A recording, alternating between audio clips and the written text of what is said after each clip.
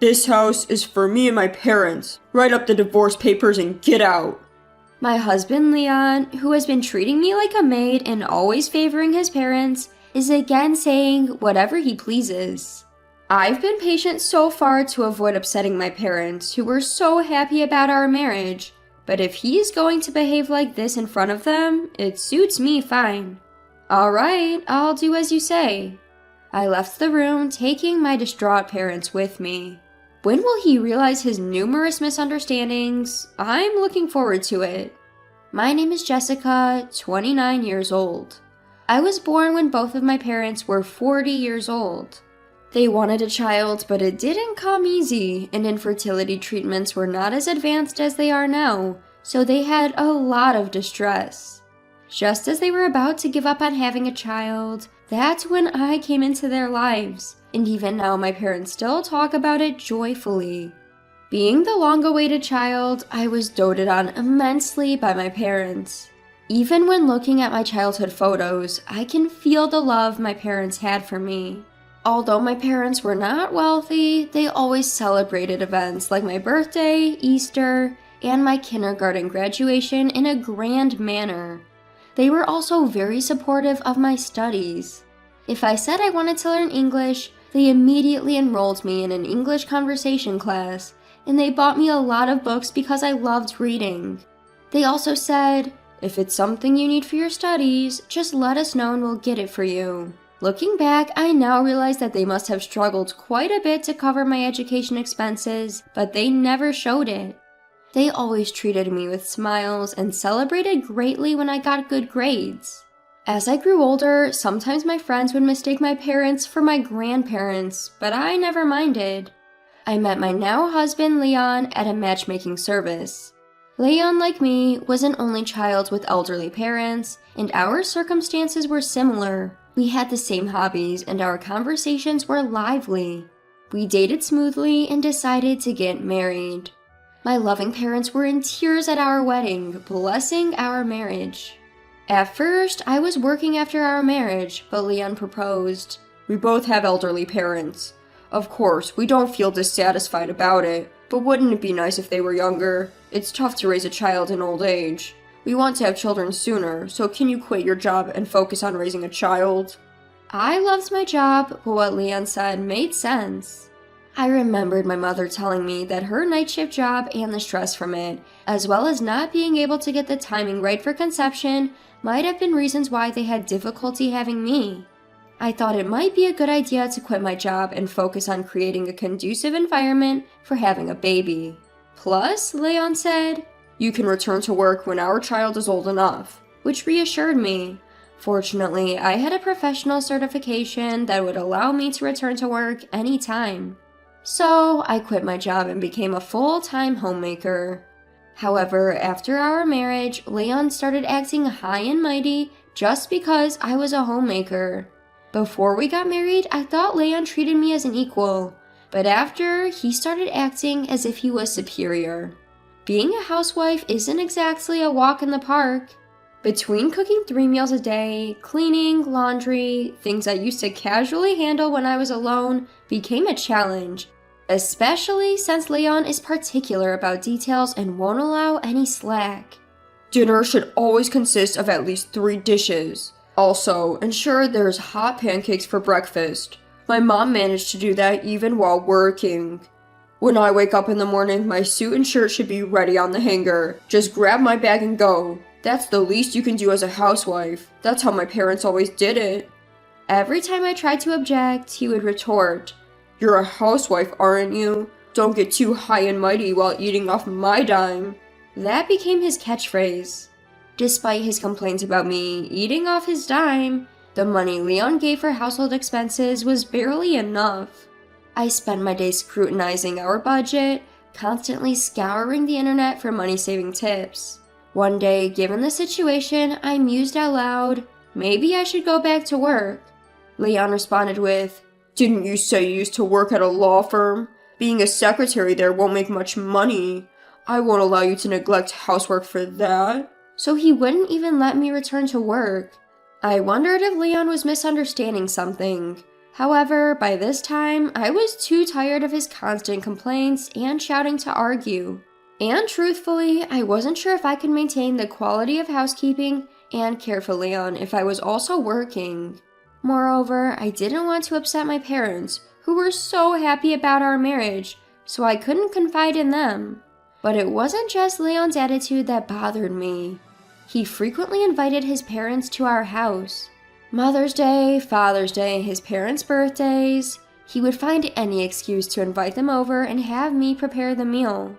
On these occasions, Leon would give me extra money, instructing me to buy some good fish or make a steak from premium beef.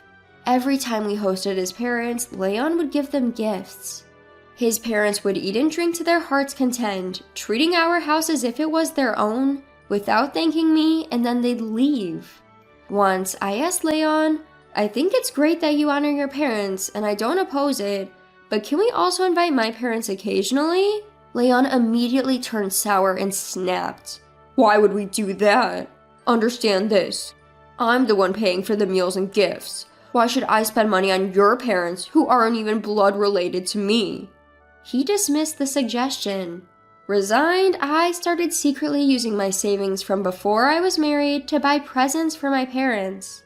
Then one day, my parents contacted me looking troubled. They told me there was a fire in the apartment next to their house, and part of their home was burned down. Thankfully, they were unharmed, but the house required major repairs. They were temporarily living in a makeshift house. I decided to visit my parents. Even though they were going through a tough time, they welcomed me warmly. When my father gently asked, "Is your marriage going well?" a twinge of sadness hit me as I replied, "Yes, we're getting along all right." When I inquired about their future plans, he explained that their partially burned down house had been standing since my great-grandfather's era and was incredibly old to begin with, so they were thinking about letting it go. They were considering moving into a rental apartment going forward. My mother sighed. "Even though it's an old house, it's filled with memories of Jessica, so it's sad to let it go." At that moment, I made up my mind. I decided to discuss this with Leon when I got home. "Do you remember I mentioned that my parents' house was caught in a fire and burned down? Given their age, I was thinking of buying them a new house, maybe one equipped with accessibility features." Leon curtly retorted, "Huh? Where's the money coming from? I'm not putting in a dime." Just as I'd expected, I replied, "I'm not planning on building a mansion, so it won't be a burden on you. I intend to use my savings for my single days." Leon pondered for a bit, then casually responded, "Guess even a law firm clerk can save that much. Well, if you're not using my money, then it's fine." So I decided to give my parents a house. I felt it was high time I paid back their kindness. Several months later, "Leon, I'm helping my parents move tomorrow," I told him. Leon replied, "All right, I got it, but don't neglect your house chores," then retreated to the bedroom. The next day, I went to help my parents move. Unbeknownst to me, a group of individuals had begun tailing me at that point. We carried my parents' belongings into the house, and we were relaxing in the living room. We were all filled with joy at being together as a family after so long. But then Leon and my in-laws suddenly barged in. While we stared in bewilderment, Leon declared, "From today, this is my house." I was taken aback by Leon's sudden appearance. "Why are you here?" When I asked this, he haughtily replied, "I heard you were moving today, so I followed you." When I responded, "What? My house? What are you talking about? I don't understand." Leon stated, "I've been supporting you all this while. Just marrying someone as clueless as you is something you should be grateful for. My parents have always eaten your terrible cooking with patience. Now it's your turn to return the favor." What a repulsive man. As I stared at him in silence, Leon continued, "I've canceled the lease on our apartment. Take your stuff and get out." At that moment, my confused father started to say, "Leon, this house," but I stopped him from speaking. Strangely calm, a plan was taking shape in my mind. Instead of my father, I said, "This house is our home. My parents and me. What are you talking about? When I relayed that, Leon replied laughing. Don't you understand English? I'm saying the house you bought was my house all along. This is now my parents' house and mine. Oh, I also left divorce papers at home. You be sure to submit them. Ignoring my parents' attempts to speak, I told him, "All right, I will follow your instructions." Then I asked the movers to reload the truck we had just unloaded, instructing them on what to do. As this happened, another truck arrived, carrying Leon's and his parents' belongings. I reassured my unsettled parents by saying, "I will explain everything later, just follow my instructions for now." We then left the house together. During our ride, I explained to my parents what was going on. Listen, I've kept quiet about this until now. Once they heard everything, they understood and praised my actions. It reminded me of the joy I felt as a child when I was praised by my parents. A few weeks later, I got repeated calls from Leon. Reluctantly, I answered the phone.